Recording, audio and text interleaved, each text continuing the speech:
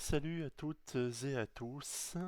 On se retrouve aujourd'hui sur la chaîne, ce qui n'était pas arrivé depuis déjà un certain temps, pour plein de raisons que j'ai pu vous expliquer dans les différents shorts. On se retrouve aujourd'hui pour une critique assez rapide de Captain America à Brave New World qui est sorti, ben maintenant ça va remonter à 15 jours si ma mémoire est bonne. J'enregistre la critique dans les conditions du direct, hein. Donc ça risque d'être un petit peu long et je vous dirai vraiment à la fin ce que je pense du film. Voilà parce que là encore pour des raisons un peu logistiques, j'enregistre cette vidéo dans des conditions un peu particulières qui devraient s'améliorer à partir de la semaine prochaine, je pense, ou dans les semaines qui viennent. Donc, on va faire ça un petit peu comme ça, roots. Et on va tout de suite rentrer dans le vif du sujet. Alors, d'abord, je rappelle que la phase 5 a été assez mauvaise pour Marvel, puisque quasiment que des fours. Si on met de côté le succès assez énormissime de Spider-Man No Way Home, mais pour le reste que des fours, que des désillusions, une catastrophe industrielle pour le film The Marvels, euh, et, et, et il faut le dire, depuis l'année dernière, depuis la sortie de Deadpool et Wolverine, le MCU commence petit à petit à se reprendre un petit peu. Et Captain America est censé ouvrir en grande pompe l'année 2025 de Marvel. Alors la question c'est de savoir si c'est une bonne entrée en matière ou pas, sachant que cette année on va avoir droit, notamment niveau série, au retour de Daredevil avec Daredevil Born Again qui sort dans une semaine au moment où j'enregistre. Pardon pour le bruit, je suis toujours un peu malade, c'est pour ça faut pas m'en vouloir. Donc voilà, on a cette sortie-là en série, on a le film sur les Thunderbolts qui va arriver fin avril, début mai, je crois aux alentours du 30 avril si ma mémoire est bonne, et qui potentiellement réserve peut-être une bonne surprise. On verra, il y a un gros point d'interrogation, surtout que tous les regards sont quand même tournés sur la sortie du film Les 4 fantastiques premiers pas, qui a l'air d'attirer, enfin de hyper un petit peu plus les gens.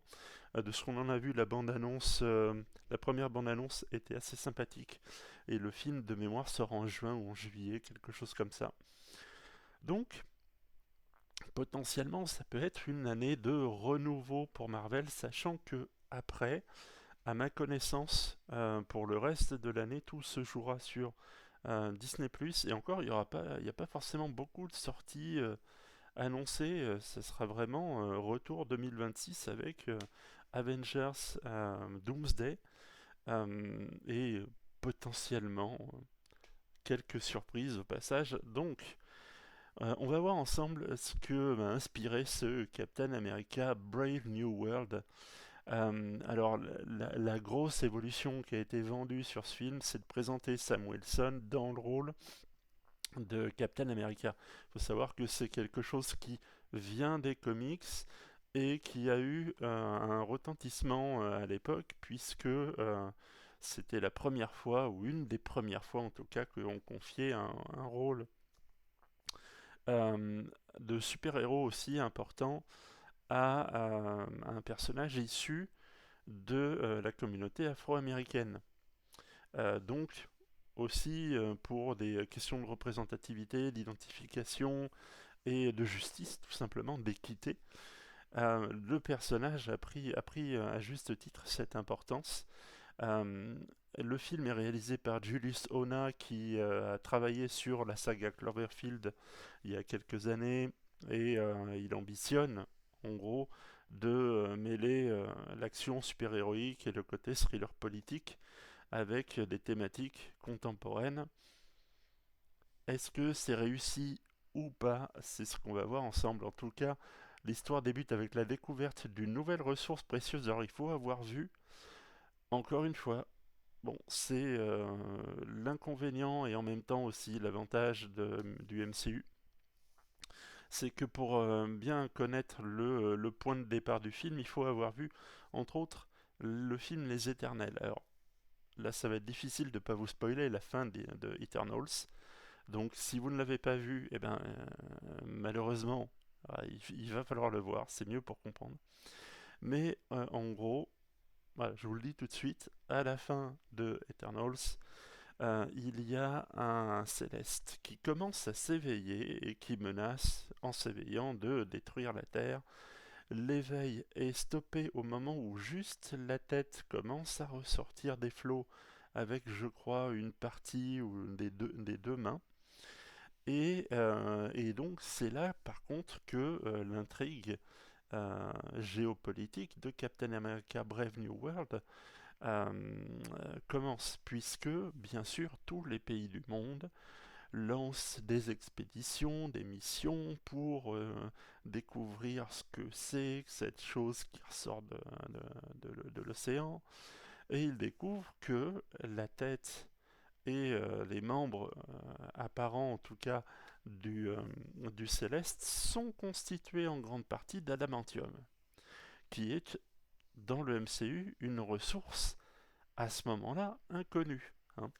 Alors bien sûr, si vous connaissez au moins un peu les comics, si vous regardez même de loin tout ce qui se fait de super-héroïque depuis 25 ou 30 ans, à partir du moment où on vous parle d'adamantium, normalement il y a le nom de Wolverine qui doit arriver à votre esprit. Et on sait que le Wolverine qui est apparu dans le film de l'année dernière avec Deadpool vient d'un autre univers, on est d'accord. Dans l'univers 616, donc l'univers principal du MCU, les mutants ne sont pas encore apparus. Eh bien, le fait que l'adamantium soit enfin découvert par les pays de l'univers 616, eh ben, c'est clairement la porte d'entrée de Marvel pour nous dire ça y est les gars, on met les trucs en marche réellement. Bon, ça avait déjà été un petit peu fait avec la série Miss Marvel et ce qui se passe à la fin de la série. Là encore, si vous l'avez pas vu, c'est intéressant là pour le coup, c'est pas nécessaire, mais c'est intéressant de la regarder.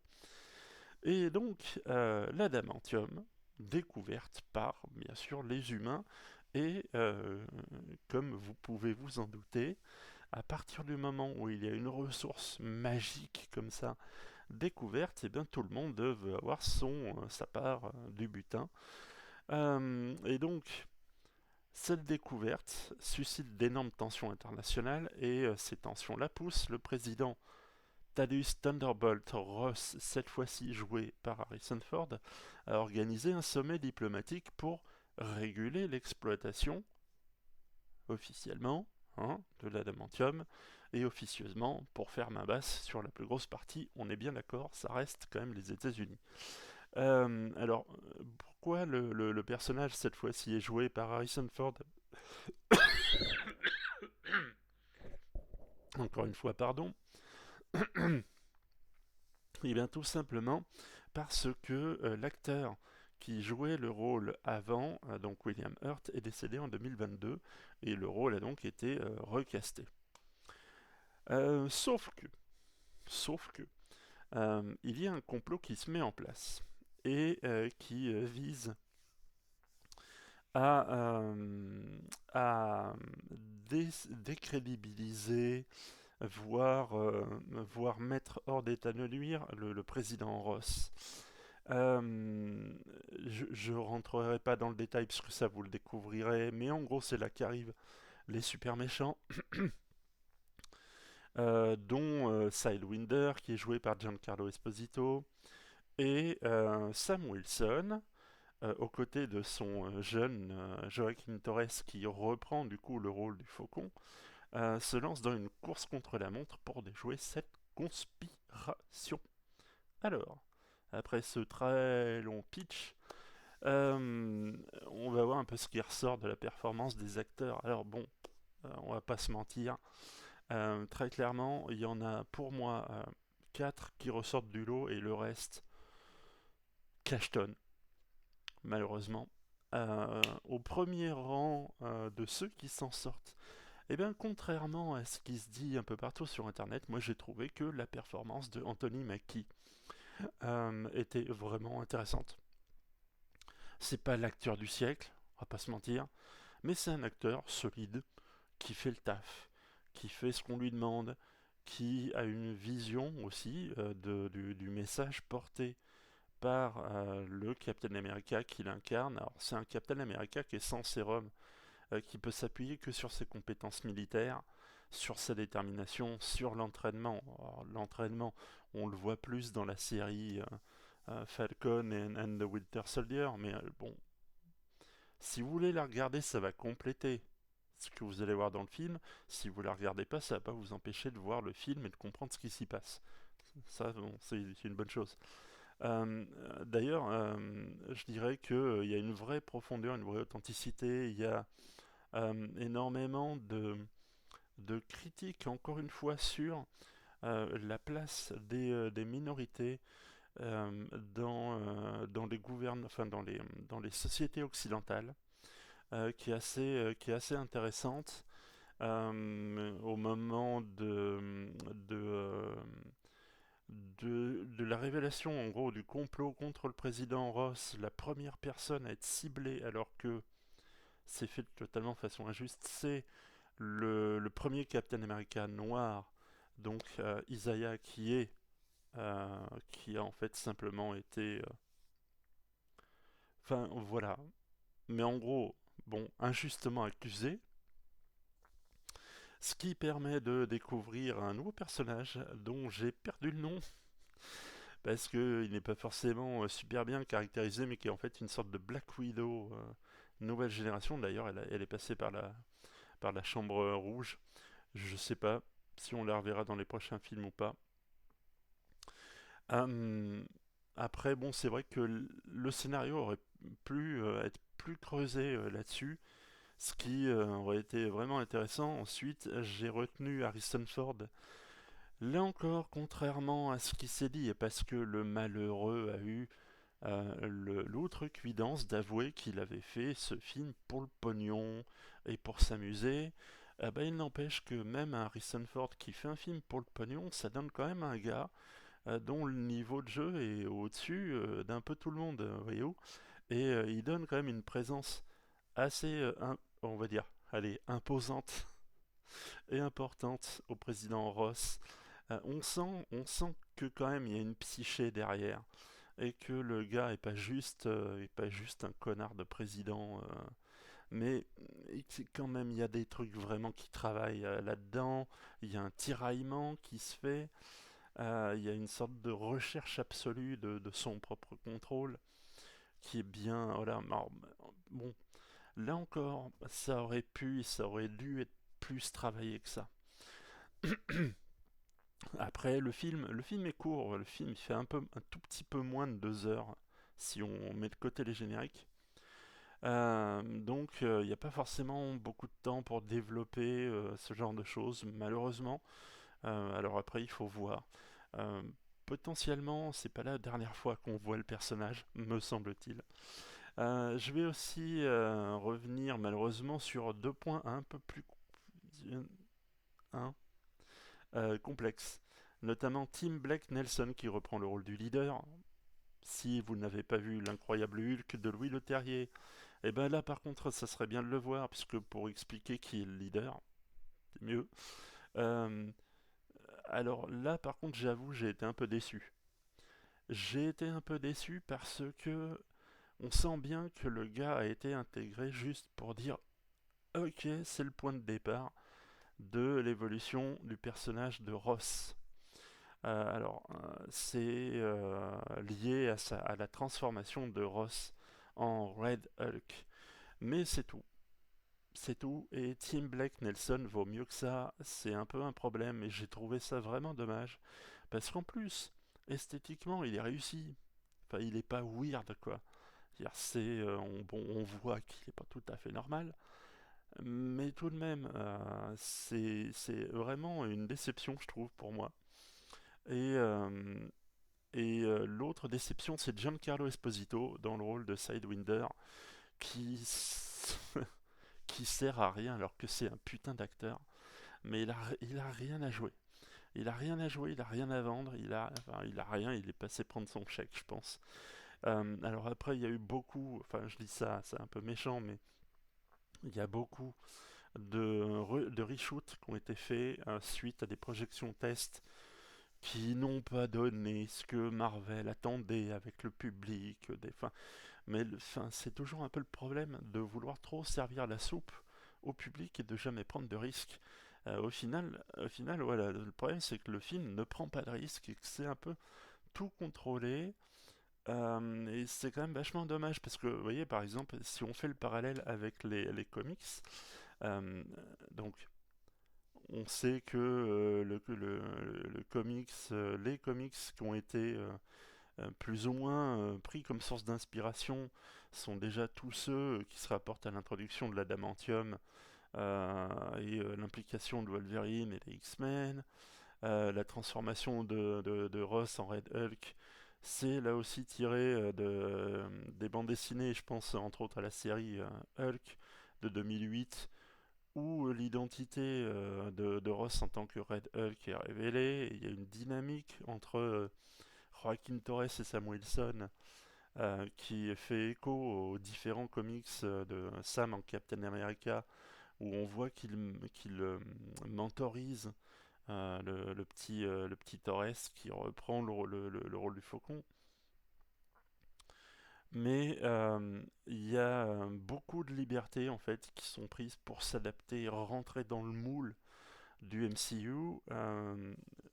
Alors bon, donc l'adamantium, découvert sur une île émergente, enfin une île qui n'est pas une île du coup, et qui sert à lui seul de catalyseur pour tout le monde se jette dessus comme justement la misère sur le pauvre monde. Il y a la représentation aussi de Sam Wilson euh, qui, euh, qui est un peu différente parce que dans les comics, réellement, il est écrit pour aborder des thématiques, mais vraiment sociales à fond, quoi. C'est très politisé, c'est très progressiste, oserais-je dire. Alors que le film, en fait, passe ce côté-là relativement sous silence. Enfin, c'est juste abordé en surface. Euh, c'est dommage. En fait, je pense que ça, c'était un film pour Ryan Coogler. Aussi bien à la réalisation qu'au scénario, ça aurait été plus intéressant, je pense. Donc, en fait, c'est vrai que le MCU base ça, base ses adaptations plus sur le côté vraiment popcorn et héroïsme vaguement matiné de quelque chose d'un peu plus intéressant. Alors, est-ce que c'est voulu pour ensuite amener les gens vers les comics et qu'ils aillent plus en profondeur? Je sais pas. Enfin, toujours est-il que la formule va devoir évoluer parce que, alors après, Brave New World a été entre guillemets conçu sous l'ère de Bob Chapek, le précédent président de Disney. Est-ce que c'est pour ça? Est-ce que c'est pas pour ça? Bon, on verra bien. En tous les cas, ce qui est sûr, c'est que malgré tout, le film risque d'avoir un impact sur le MCU à court terme déjà parce que Sam Wilson maintenant est clairement établi comme étant le nouveau Captain America. Ça redéfinit le rôle pour refléter au moins en surface des valeurs un peu contemporaines, une autre perspective que Steve Rogers. À moyen terme, bon, l'introduction de l'adamantium, c'est la porte ouverte pour bienvenue les X-Men. Mais d'abord, il y aura l'étape à passer des fantastiques. Déjà réussir l'intégration des fantastiques. Après, petit à petit, on sème des graines pour l'arrivée des X-Men. Et on fait ça progressivement et à long terme. reconfiguration plus ou moins, hein, des alliances, des dynamiques de pouvoir. Peut-être que c'est aussi ce qui va amener que certains anciens gentils deviendront peut-être des méchants, certains anciens méchants vont peut-être revenir pour devenir des anti-héros ou voire des gentils. Tout ça, c'est très fluctuant, on verra bien. Donc, en conclusion, ce que je dirais, c'est que Captain America Brave New World navigue entre hommage aux comics et adaptation à ce qu'est malheureusement la réalité du MCU. Il y a des moments forts et des performances solides. Euh, D'ailleurs, vraiment une bonne qualité de SFX sur Red Hulk. Alors je sais pas ce qui s'est passé, mais c'est mieux. C'est pas... Hein? Mais c'est mieux. C'est mieux et on retrouve un Red Hulk qui est ce que, à mon avis, Hulk n'est malheureusement plus. C'est-à-dire un monstre de puissance. Euh, et c'est quand même assez intéressant. Mais le film, quand même, globalement, a une intrigue qui n'a pas de profondeur, enfin pas assez pour être intéressante réellement. Ça pose des bases pour quelques pistes dans le MCU. Et puis la question, ça va être de, ok, on a un nouveau Captain America, mais celui-là, c'est un gars de chez nous. C'est un gars comme nous, qui n'a pas de super pouvoir, mais qui a son cerveau, qui a ses compétences. Et comment ce gars-là va faire pour refonder les Avengers et ramener à ses côtés, on va dire, une troupe de super-héros au pouvoir cosmique, machin, machin, machin. Il y a un moment donné, il va falloir que le mec il step up. Et je pense que c'est possible, mais alors putain là va sortir les rames parce que comme je le disais, hein, au moins au cinéma, avant la grande réunion des super-héros, on a deux films. On a deux films. On a les Thunderbolts. Alors je vois pas où Captain America pourrait venir intervenir là-dedans. Surtout face, alors, là encore, c'est les bandes annonces qui le révèlent, surtout face à Sentry. On a euh, les 4 Fantastiques qui ne se passent pas dans le même univers, c'est plus la Terre 616, c'est une autre Terre. Donc, aucune raison d'y voir Captain America version Wilson. Alors, comment ça va évoluer Pardon. Comment ça va évoluer pour arriver au film Avengers avec la réunion de tout ce beau monde? Grand mystère, toujours est-il que, à mon avis, le film ne... franchement, ça me ferait mal de vous recommander d'aller payer 13 balles pour aller le voir au cinéma. Donc, on est au mois de février, maintenant ça a été réduit à 9 mois pour les délais de sortie, entre la sortie cinéma et la sortie Disney+. À mon avis, si vous avez Disney+, attendez le mois de novembre. Parce que, et vous, voilà, vous ne louperez rien ou pas grand-chose, et au moins vous profiterez plus de vos 13 balles pour aller voir les Thunderbolts ou aller voir donc les 4 Fantastiques, qui à mon avis représentent un intérêt plus large, plus clair, plus fort. Voilà ce que je pouvais vous en dire. Juste, et ça fait déjà 25 minutes quasiment que je parle, mais il n'y aura pas de cut, je vous le dis d'avance. Juste pour vous dire que au niveau critique ciné, ça sera tout pour le mois de février, et là maintenant, la prochaine devrait être celle de Blanche-Neige, qui devrait être assez fun à tourner. J'espère que le film ne sera pas la purge annoncée. On verra. Il est possible que la critique soit sanglante, hein, je vous le dis franchement. Mais peut-être que le film sera une bonne surprise.